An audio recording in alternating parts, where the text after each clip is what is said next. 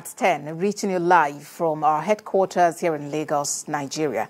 We are staying in the nation's capital, Abuja, where it is now clear that subsidy on fuel will not be removed in June, as earlier planned by the federal government.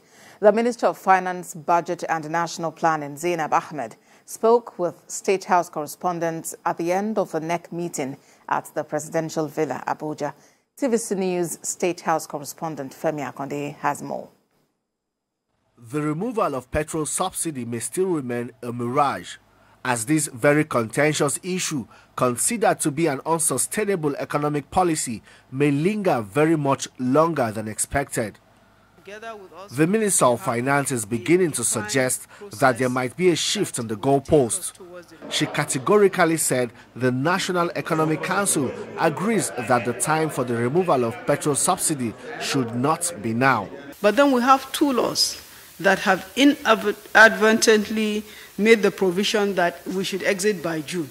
So if the committee's work, which will include the representatives of the incoming administration, determine that the removal can be done by June, then the work plan will be designed to exit as of June. But if the determination is that the period needs to be extended, it will mean that we will have, as a country, will have to revisit the Appropriation Act, for example, because the 2023 budget only made provision up to June.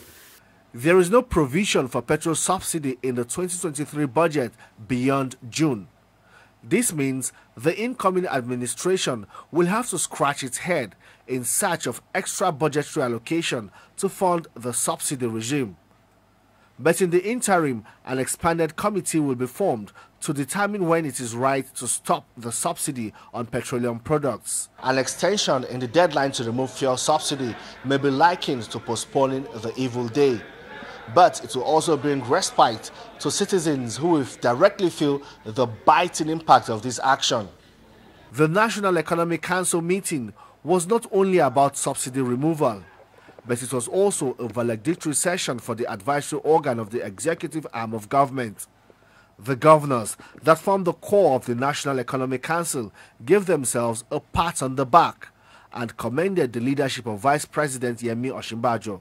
So we wish him the best of luck and parted on a very good, friendly and brotherly note. Vice President Osinbajo also launched the National Economic Council Legacy Report, which captures the successes and challenges faced in the country and how the advice of the council steered the country through tough times.